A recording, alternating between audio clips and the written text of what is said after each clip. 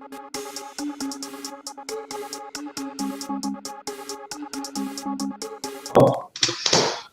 customer walks into the post office wanting to mail a package. 2-day shipping will cost 150 Rand to get it there by Friday, Temba told her. The customer, clearly looking to save a few bucks, said, the package doesn't have to get there till Saturday. Is there a way to make that happen? And Temba nodded. Sure, you can bring it back tomorrow. So, a friend of mine once told me that quality takes time.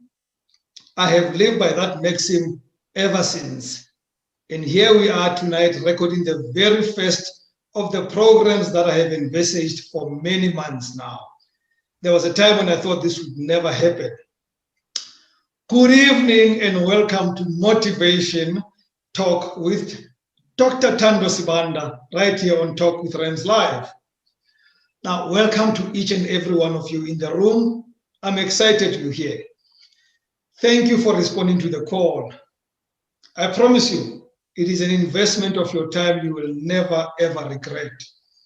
Some of you have been on this journey with us for a very long time, even in my previous lifetime, where you never knew my ugly face, but you knew the voice. Thank you for that. Some of you are joining us for the very first time. I also thank you for the bravery, because you don't even know this journey you are about to undertake. Because this is a new format, it is going to be a journey of discovery for all of us.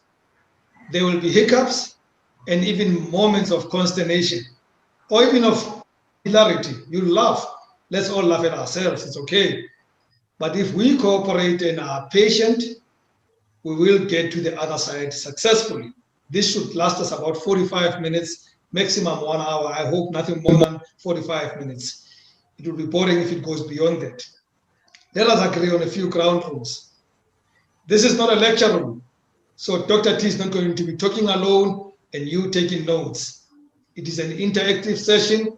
We want you to participate throughout. Don't wait for the end to ask questions. If you have a question, we'll tell you how to do it. However, please keep your mics on mute at all times until you have to speak. But if possible, please join us via camera at all times while you are mute. This is a visual show, not radio. Voice alone is not enough. I'd like to see those makeups. You've made a bit of effort, so let's all see each other's faces.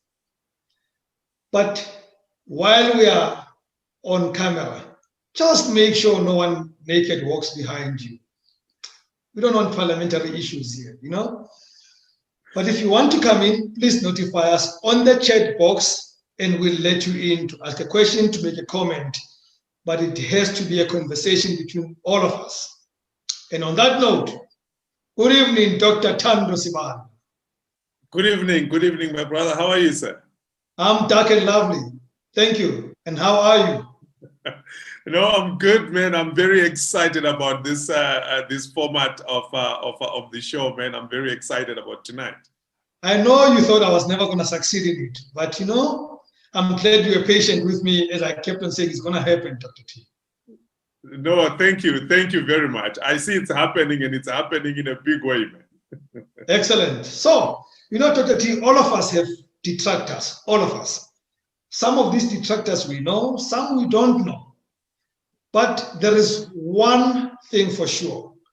Most of us are our own worst enemies. We say a lot of negative things to ourselves. I know what I'm talking about. Oftentimes, in golf, I would hit a wayward shot, and that's a lot of times, by the way, and curse myself. The usual words I would use are, Rams, you bloody idiot. Sometimes I would even say bloody useless. Sometimes I'm a little kinder to myself and I say, you can't be serious, mate. But once I have said those words, a lot of times it's downhill from there. But strangely, Dr. T, in my other work, where I advise my clients, I sometimes find myself saying words like, this boy is good. And damn, that makes me so ecstatic. And I perform even better once I've said those words. I hope that gives us a better intro to our conversation tonight, because our conversation is about positive self-talk. I have seen it when I've said I'm a good guy, I'm excellent, and I do well. Once I say I'm a bloody idiot, I promise you every second shot I'm going to play is going to prove me to be an idiot. Why is that, Dr. T? And I know we're on a journey of emotional intelligence, which speaks to the things I speak about to myself are about EQ. Oh, absolutely, absolutely, Rams. Thank you so much for framing it that way. I think it's very important for all of our viewers tonight, just to understand that one of the most important things that we will ever do, or that one of the most important tools that we have, is our emotional intelligence, our EQ, right? And I just want to lay a runway for the concept of self-talk, right? Our EQ critically has two components, which is self-awareness and self-management, right? So you need to be aware of yourself so that you can manage yourself.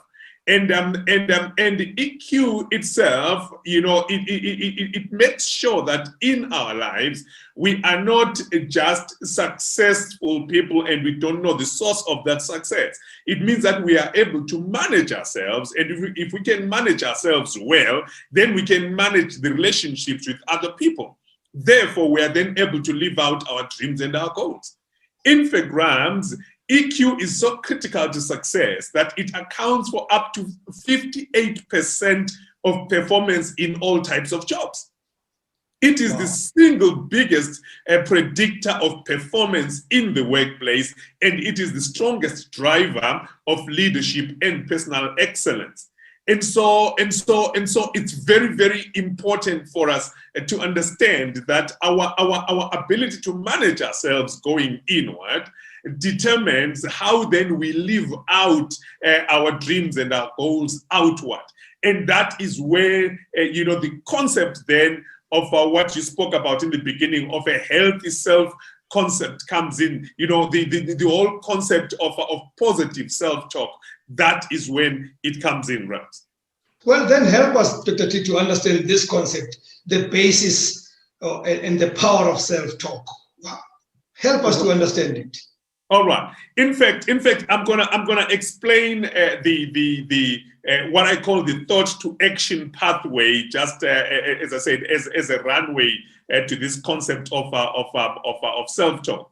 I think it's important to understand that our thoughts are connected to, and they become our self-talk, whether it's positive or negative.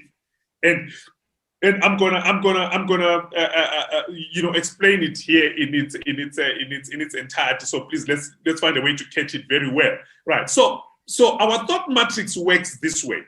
Science tells us, Rams, that we speak between 140 to 160 words per minute, right? But and I'm sure some of our guests here tonight know, or maybe some of them speak even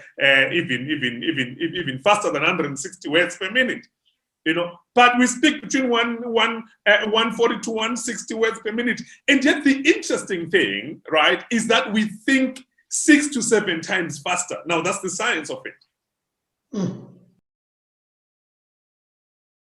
So than we talk, you have attended a motivational talk, or you are sitting at work, or you are in a church, wherever you are, as the person is speaking, right, you are able to arrange and rearrange your life. You are able to say, you know what, I need to correct this. I need to sort this out. I need to fix this. Right ahead, oh man, I need to tell so and so about this conversation. Oh, I wish so and so was here. All of that is happening ahead of what this person is saying. So we are able to actually think 6 to 7 times faster than we speak.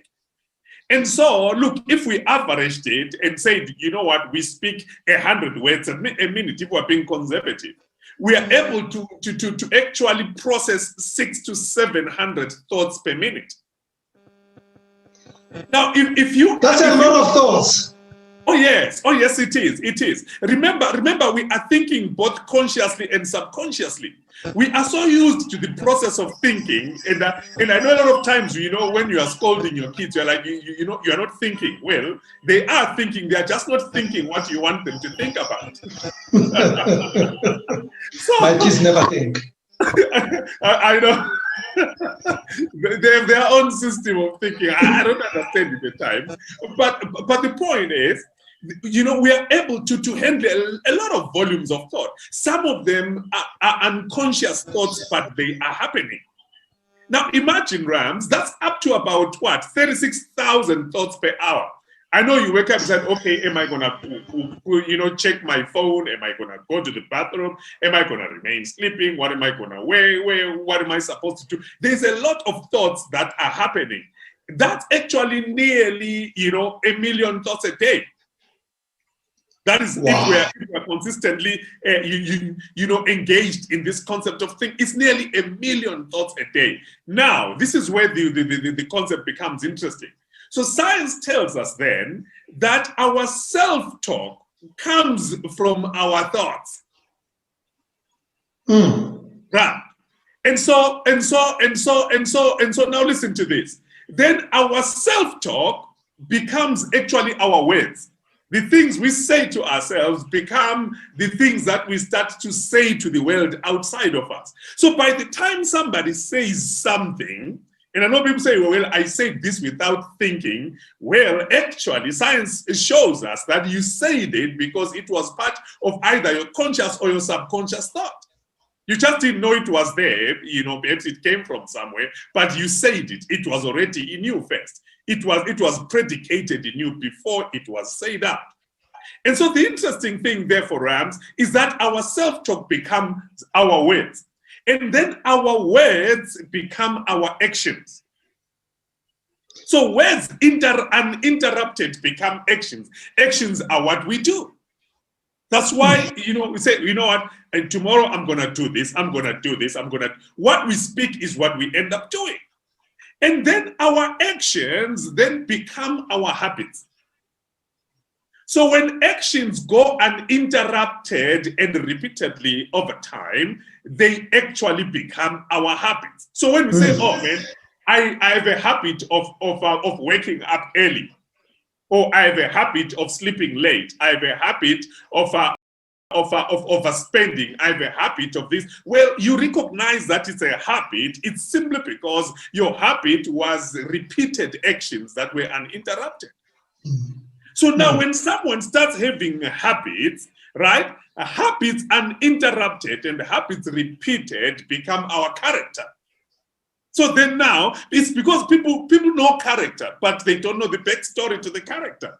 Say, yeah, no, that person is dependable. No, that one is a scalem. That one is trusted, Why? Because character now is the predictable self. Character is the visible self, but character comes from repeated habits, right? That come from repeated actions, that come from repeated thoughts, that come from repeated words, that come from repeated self-talk.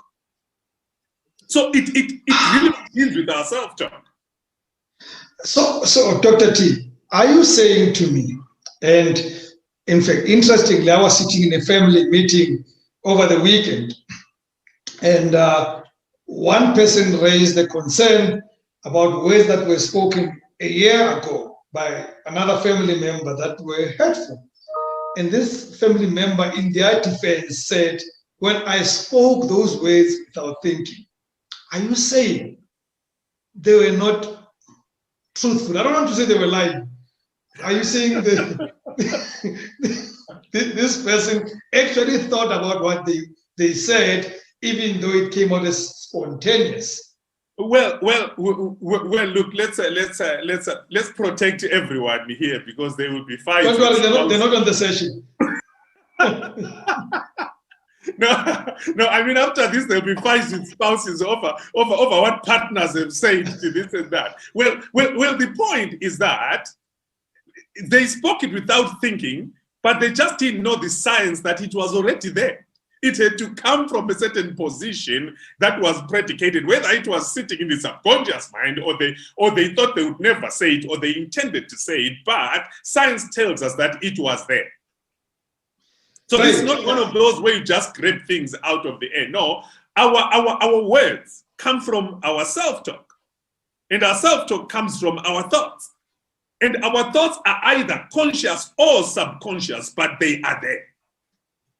And that's why sometimes when you speak, have you ever realized that sometimes when you say something, you actually hold your mouth? That is a very late response because your system has already released what is in there. And now you are consciously trying to hold the mouth so that the words don't come out. But normally it's too late. Usually it's too late. I don't have that problem, but that's not about me. Before we continue, Pearl, Chris, Catherine, General, Pumi, Nani, please show us your faces. You can stay mute, but please have your video on. In this session, it is a broadcast session. We want to see all the beautiful faces and the makeup. And Nomfundo, thank you for joining. So everybody, please join us. We want to see those faces. Don't show us a static picture. It doesn't look good on a broadcast platform. That includes you, Lungi. Your static picture is exciting, but I prefer the moving picture. Let's continue. I have asked a question on the chat room. I'd like other people to join. Please don't make this a conversation between me and Dr. Thando Sibanda. I speak to him a million times, and that is not an exaggeration. You then spoke about something critical, Dr. T. Right. You said our self-confidence is key to how we show up in different situations and circumstances in our world, both personal and professional. But that, you say, comes from also self-talk. Oh, absolutely, absolutely. You see, our self-talk, if we were to put these things on a linear timeline, our self-talk is right there at the beginning. So that whenever you see all the things, right all the way to character, by the way, Rams, before I come back to that, our character then leads to what we call our destiny or our destination. And that is why parents and teachers are usually very good judges of character. You can tell a kid that will actually become successful from the way that their habits have formed their character. You know, they are neat, they clean up after themselves, they follow things through from school, they do their homework. And then there are those that you realize as a parent, hey, this one. This one is just playing and nothing else, you know. And you can tell, okay, this is where the kid is going to go. And sometimes you can tell, okay, from someone's action, this is where they are going to end up. And so therefore, their character can tell you what their destiny is going to look like. That's why parents would say, you will end up like your uncle so-and-so if you don't stop this. Or you'll end up like your auntie so-and-so. It's because you are seeing character playing out in destiny. I think that's very, very important. I don't know. I can see there's a hand there. I don't know if I should come back to what you had premised or there is a hand. I want us to recognize Prayer. Prayer has a very interesting habit. She says that she has a habit of finishing other people's sentences. Now, I want you to speak for yourself, Prayer, but I'm going to ask you a question as you come in. So unmute. I want to ask you a question. Do you finish the sentences positively or negatively? No, it's all positive. I suppose in our culture, you know, when you're talking to someone and you finish their sentence, you are showing that you're listening, you're paying attention. Yeah. But in British culture, when you're talking to someone and you finish their sentences, they find it quite annoying. So it's not necessarily negative. It is positive, but you're just trying to show that you're giving more than 100% of your attention. But here it annoys them a lot. So I'm stuck between two cultures. Let me speak for a different culture, neither African nor British. We speak to a broadcast culture. And it has created something about me, and I'm sure Matlomula can attest to that. Now, in broadcasting, we don't like being interrupted. So when you want to finish what I want to say, I'll say, please stop, let me finish what I said before you finish my sentence, because you don't know where I'm going to end up with this thought or with this sentence. So for us professionally, finishing our sentences can be it's a huge nightmare. So when I stop, it's not because I've got British tendencies. It's just because I want to finish what I want to say in the context of broadcasting. But Dr. T, is prayer's habit something that was formulated from her thoughts? Well. Remember. Again, we go back to the habit. What is a habit? A habit is now repeated actions. So there was a point where she would do it and it was acceptable, right? Now the only thing that has changed is simply the context of the acceptance, but the repeated action has still been happening to a point where it has produced a habit, But it's simply because in her mind, there's a conversation that she's having with herself that says, oh yeah, I know where this is gonna land. Oh yeah, I know where this person is going. All right, yeah, let me actually show them that I understand what they are saying. So you see, even that habit is a result of self-talk.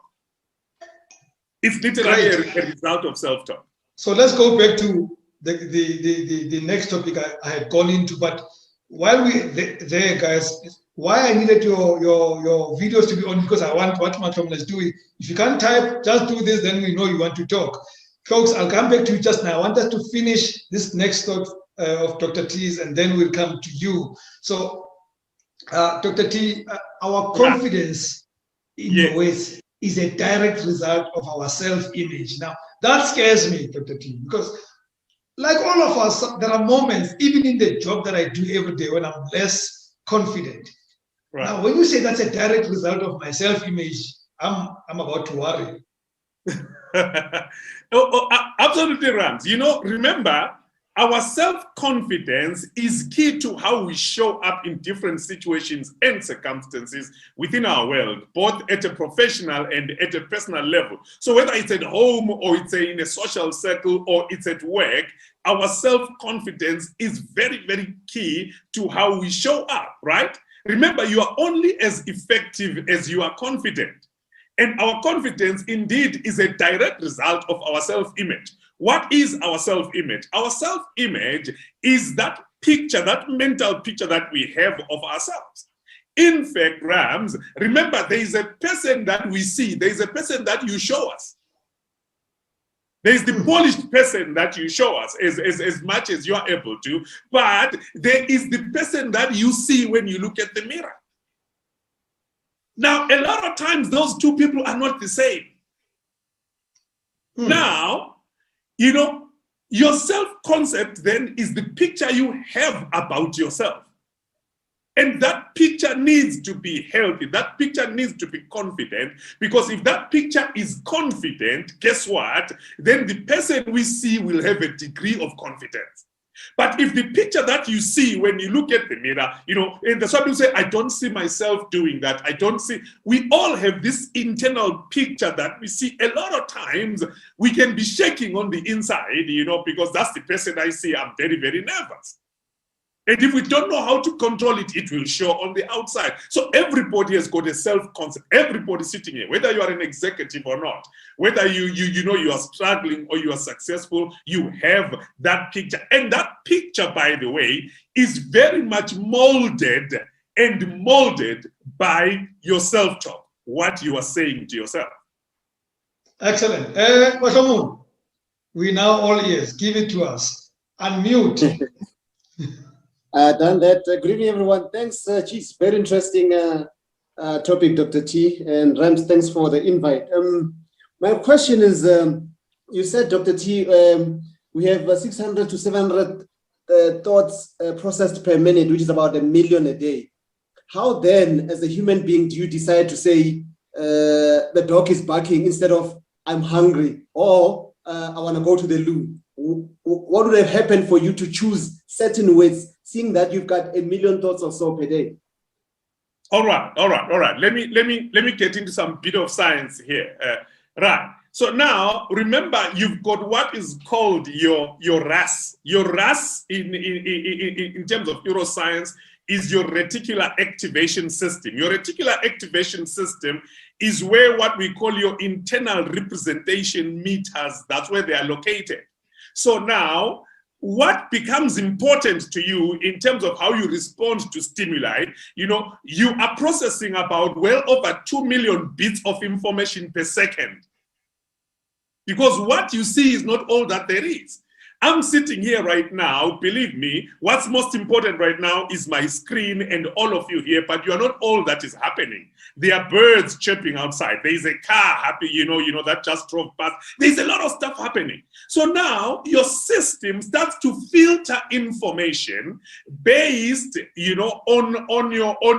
on your state, based on your priorities, based on your worldview. There are certain things that are very important. If a dog barks in you, it says someone is about to break in. So normally when the dog barks, you will even stop doing what you are doing and say to yourself, let me go check on the window what's outside. For example, if you hear a siren, an ambulance siren, it interrupts whatever thought process you are on, because an ambulance siren is actually, in your subconscious mind, it is a preset of danger. When you hear a gunshot, if it's a mother and you hear a baby cry, I know it doesn't happen to men a lot of times, but if you are a mother and the baby cries, it says to you, you know what, I need to stop what I'm doing and go check what's happening with the baby. That's why partners are always saying, hey, can't you hear the baby is crying? What baby? Oh, I've got a baby. Yes. They normally cry during the Champions League. That's the problem, Dr. Yeah. So what makes you decide what to do is these internal representation meters that then, because remember, these 2 million bits of information are all interacting into your thought system, and you decide what you are going to do on the basis of your precepts, of your priorities, of your culture, of your value system. So all of these things help clarify your thought matrix. And then that's how you come to the decisions on what you are going to do on the basis of what's most important. And again, that's a precept. It is a precept. Different very interesting I just picked up. Catherine, thank you very much for this. Catherine says, is it possible that you have differing levels of confidence depending on the circumstances and setting? Therefore, is it possible that how you come across may not be a holistic view of your net confidence? And I'm going to add to that, Dr. T, that even with things that I do and I've done for the last 30 years, sometimes I switch on that microphone, whether it's on television or on radio or even in this platform, and I'm a bit flustered. I'm a bit like, I hope I crack this one. In spite of the fact that I have done literally more than 1 million interviews in my life, I don't always walk in thinking this is a walk in the park. Oh yes, absolutely, absolutely. I don't know if you want to take Sisitwali or let's take an answer as they can. This is a family. We're all doing one by one. There's no questions. Lovely. Right. Now, I want us to understand something then concerning or on this topic of self-confidence. Remember, our self-talk determines our posture, right? And our posture determines how we show up in the world around us. It determines how we show up. So your posture, right, or you will always posture yourself on the basis of your self-talk, and not necessarily, right, not necessarily your circumstances. So there's the posture I bring into the room, and then I find that there are certain things that are happening, and I probably could change my posture, but generally, how I talk to myself determines what I bring into the room. You are so much safer when your posture is determined by your self-talk and not necessarily influenced by what is around. Now, coming back to what Catherine says in terms of the all net confidence, the good thing is that confidence can be borrowed. There are certain areas in your life where you have got certain levels of competency that are really great. Now, your system is able, if you can focus on that, you are able to borrow confidence from one area of your life into another.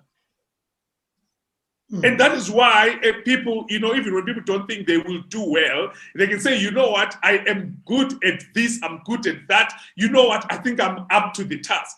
And then you are able to boost yourself up, And when you boost yourself up, then you are able to perform even so much better.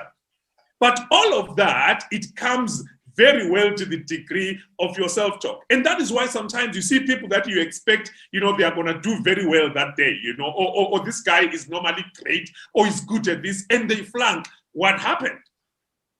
What happened? They were probably going through some stuff where they ended up now doubting their own self-confidence. In fact, by the way, we handle up to nearly 1 million thoughts daily, but up to 80% of them are negative. That's what science shows us. Up to 80% of our thoughts are negative self-talk.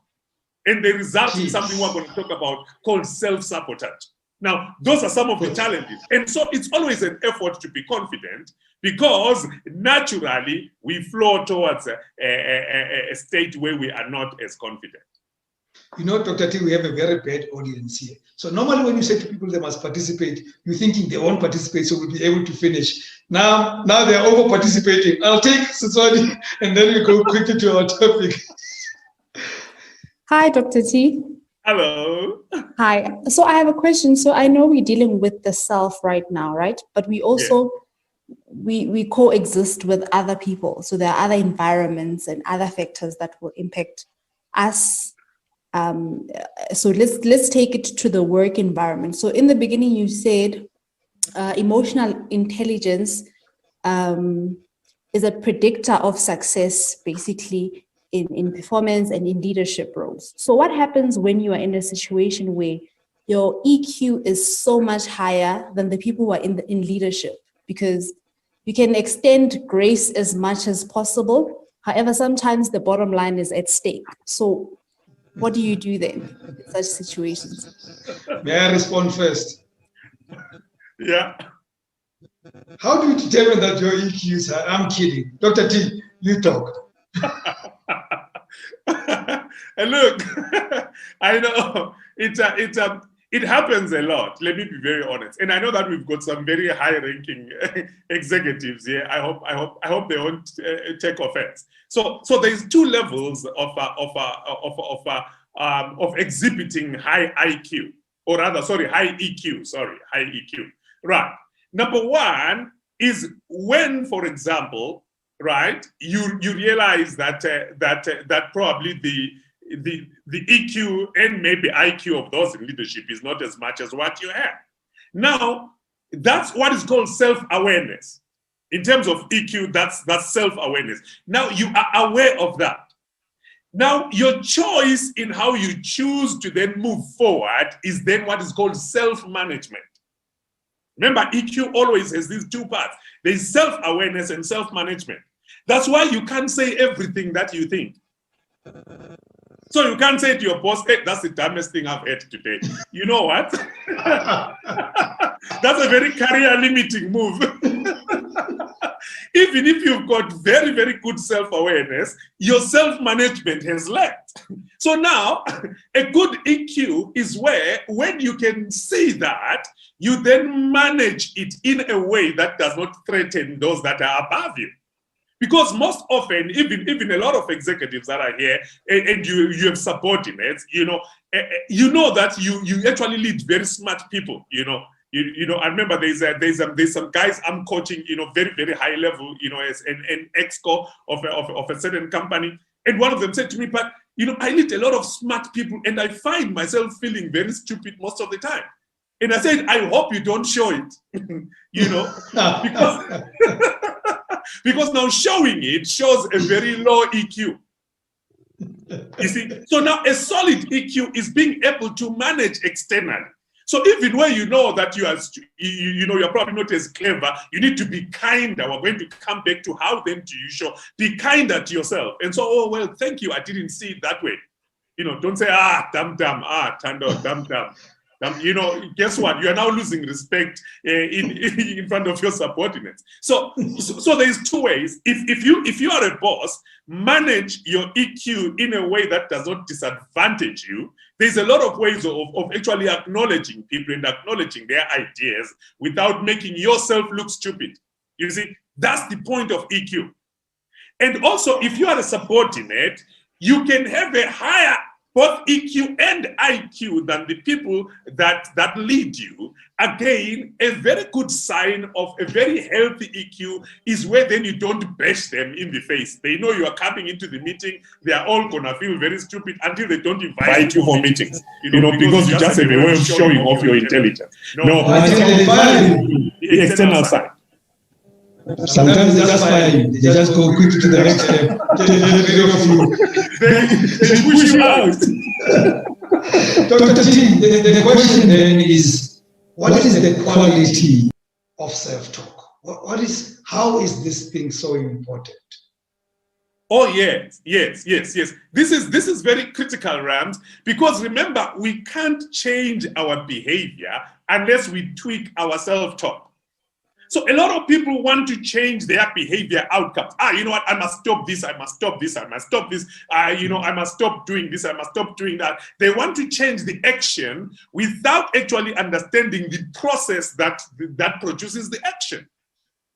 You see, so it's always important, especially when it comes to human behavior, we must seek to understand what produces this type of behavior, what produces this type of action. A lot of times, it is what our habitual framework is in the context coming all the way from our self-talk. And this is what I want to say. I know that our time is moving, but let me just share something about our habits, right? Remember, our habitual framework is very key in determining how we show up. And here are some interesting things about the habitual frameworks that are built on our self-talk. You become more of who you are becoming. Have you ever realized that if you are a grumpy person and you don't interrupt your grumpiness, you actually become more of a grumpy person? If you are stingy, you don't naturally become better. No, you become stingier. If you are someone who has started swearing, it's not going to get better. You will swear even more. So you become more of who you are becoming. It applies to all of us. Wow. If you start showing up at work late, guess what? You are becoming later and later. If there's a word like that. So literally you become more of who you are becoming. That's one thing. Secondly, your vision is driven by your imagination, right? But your outcomes are determined by your habits. So you can have these big dreams and say, you know what, I want to be this confident person. I want to be this amazing speaker. I want to be this amazing leader. That's your vision. That's where your imagination, your capacity to act outside of your physical influences in terms of your mind. That canvas of the mind can paint a certain aspiration, but your outcomes will actually be determined by the habits that you are developing. That come from your actions, that come from your words, that come from your thoughts, that come from your self-talk, right? And so thirdly, we also need to understand that habits are bite-sized. They occur in small quantities, but they influence the big outcomes. So if you have a habit of talking down on yourself, it's in small quantities within your mind. But it comes out in very, very, very, very, very, very big circumstances. It can embarrass you. That's why a lot of times we say, I let myself down. Well, what does that mean? When you say, I let myself down, actually you are saying that my output, my behavior output, and my mental aspiration were not the same. I aspired for one thing, but in front of everybody, I did this, but over and above all, I didn't just let everybody down, I let myself down. When you actually interrogate that, you will find that I didn't think I was good enough. I didn't think I could actually make it. You know, as you saw when our soccer team, hired a coach and said, get us to Brazil. We never believed we could reach the final. Just get us to Brazil, you've done your job. well, I can go to Brazil without a coach. I can book my own air ticket, you know. So again, our belief system is actually betrayed by what we say. So that is why our habits are so critical, because good values then become the subconscious framework for good habits, which then come from very positive self-talk. Okay, folks, we have, I had envisaged that we should finish now, but we can go on until 8 o'clock. Can I see show of hands for 8 o'clock? Good, so that's the majority already. We're doing well, thank you. Chris and Pearl, I still don't see your faces, and I like seeing faces in this platform. So if you can, please join us using your video while you stay mute, that's fine. The only guy that stays faceless and voiceless is Freddie, because he's the engineer behind us. Catherine, you want to say some more? Yeah, good evening, everyone. I don't know what to say, Pastor Dr. Thando. I've got a question that is leading from what you just said right now. And self-talk is very important, right? But I see that there is also danger if you don't know, or you don't have some certain parameters of being realistic with yourself. So how does one guard against not going overboard and just talking so big to yourself that there really is not any action that could line up to that? Like, I want to be a billionaire. It would be very lovely to be a billionaire. Or let's just take, I don't know, I want to be an astronaut. But obviously to be an astronaut, there are practical steps that you need to have a certain inclination towards science, math, and all of those things. How does one guard against being overboard and risking disappointing yourself in the process? May I phrase it like a broadcaster? Thank you, Catherine. You are very polite, and that's EQ. I don't have the EQ. I'm going to phrase it very roughly. How do I not lie to myself and thinking that I'm making positive self-talk? All right. When actually you are lying to yourself, right? Exactly.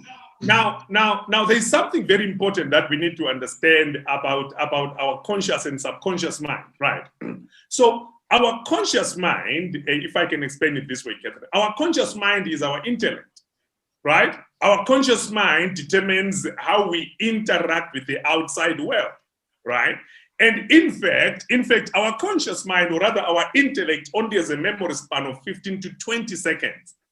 Anything beyond that actually comes from our subconscious mind, because that is where our character is placed. That is where our priorities, our memories, literally our existence, up to 97% of our existence is in our subconscious mind. And one of the prime directives, there are 21 prime directives of your subconscious mind. And one of them is that the subconscious mind is very honest, because it advances the interest of the individual. Secondly, your subconscious mind exists to serve you. And remember, your subconscious mind has a value system that is protected by your conscience. So normally to ourselves, we don't quite lie. And I'm not here talking about what motivational speakers do when they come and pump you up. I saw someone, Mark Gango, posted and said, someone posted online and said, a lot of money is coming to you next week. A lot of money is coming to you next week. And Mark Gango said, it's coming to you next week if you worked last week. So subconscious, I just can't say a lot of money is coming, to me, it's coming to me. And I know that I've not done any work, and I'm not expecting any outcome for that. So subconsciously, we always have that element of truth. It's just that, a lot of motivation hijacks, the subconscious sense of reasoning, because someone has got a certain hope and a certain aspiration, but they're not willing to put in the work. Therefore, they are willing to believe the affirmation without the solid base.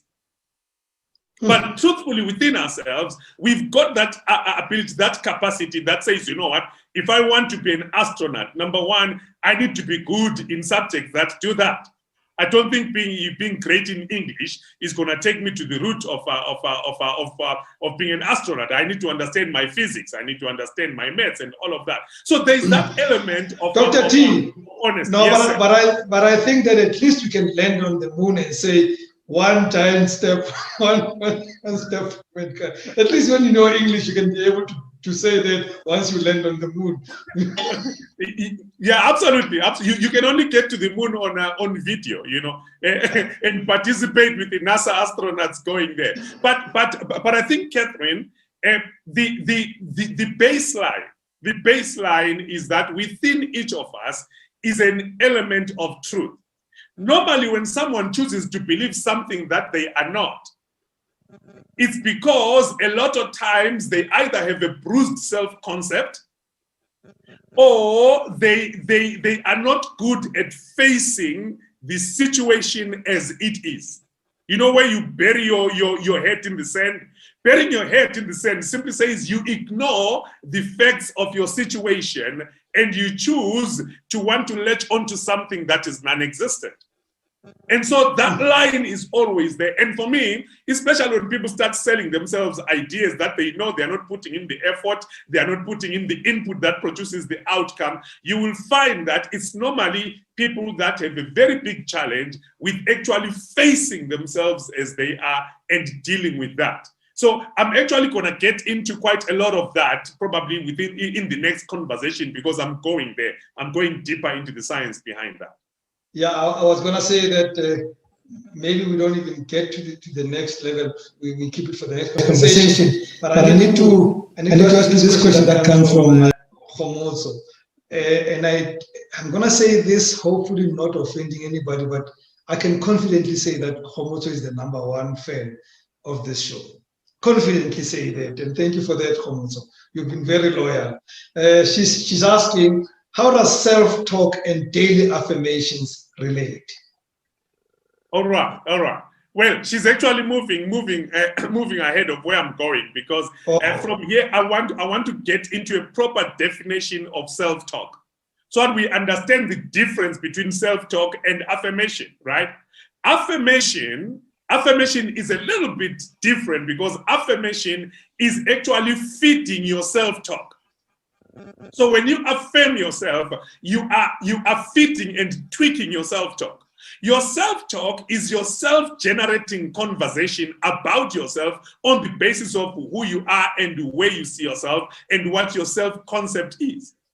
Affirmation is one of the corrective measures that then come to bring in positive self-talk where someone has been unkind to themselves or where someone has been pushing a negative self-talk agenda.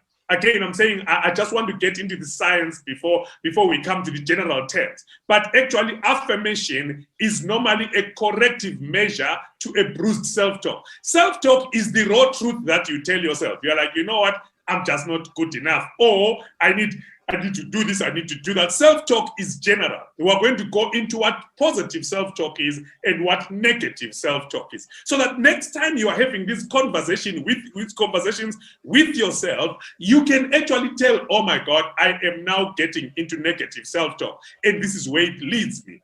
Therefore, I'm gonna interrupt my negative self-talk. This is positive self-talk. It's on the basis of this and that, I'm gonna build on it. But there's a science behind the concept of the conversations we have with ourselves. What is the quality of those conversations? Why do some people take a knife and cut themselves? Why do others take a chemical and inject themselves? Why do others always talk down on themselves? Why do others, allow themselves to get bashed in relationships and actually, present themselves as very minute, minuscule, irrelevant, and there's a lot of harm that we do to ourselves.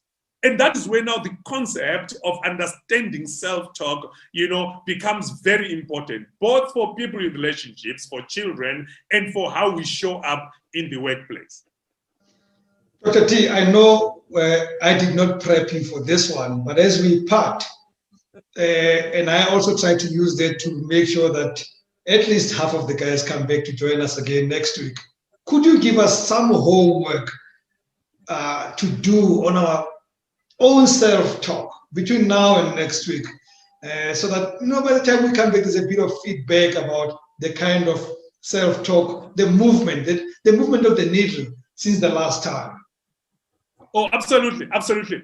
What I'd like to ask our people, or rather our viewers, to do is, I want you to just consciously start listening to the thoughts that happen in your mind. Not in terms of instructional self-talk. No, remember, you can have positive, negative, or instructional self-talk. The one that's where you say, you know what, I need to do this, I need to do that. But I want you to listen particularly to the self-talk that determines your posture. And I want you to rate yourself on a scale of 1 to 10. 0 to 5 is most of my self-talk negative, or 5 to 10 is most of my self-talk positive, in terms of how you see yourself. Wow, that's brilliant. But be careful not to hallucinate, guys, as you're sitting there with your self-thoughts and self-talk. Don't spend too much time hallucinating. Just listen to the self-talk that's happening in your head. Wow, 19 participants. Well, that makes it 16 minus myself, Dr. T, and Freddie. It's been amazing. I expected, in fact, we had determined that we're going to go on with 5 people tonight, and all 16 of you joined. Thank you so much. And if you don't mind, I'm going to ask you to all unmute yourself and give us, all of us, a round of applause. Yeah.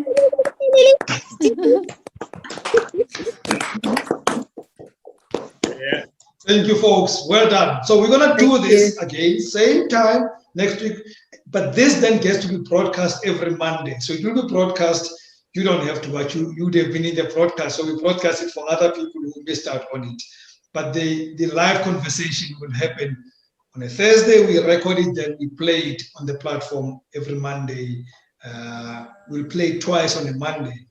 So next Thursday, we got a date again, 7 p.m. Do join on time. And if you have questions up front, please send them to the same email address so that then I can give them to Dr. T, so that some of his presentation addresses real issues. It's not just general talk. We don't want it to be a general talk. He is, in his other private capacity, a pastor, so he does do a lot of talk that could be general. Let's keep him on the tracks. Dr. Thando Sibanda, always wonderful, and thank you for tonight. It has happened. It is because of you.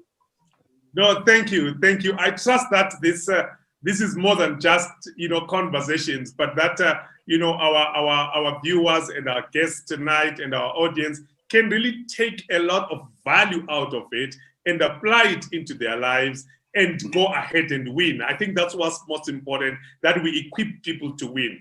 And I really want to appreciate everybody that has been here, that has participated. Great to see some of my own friends, on the audience tonight.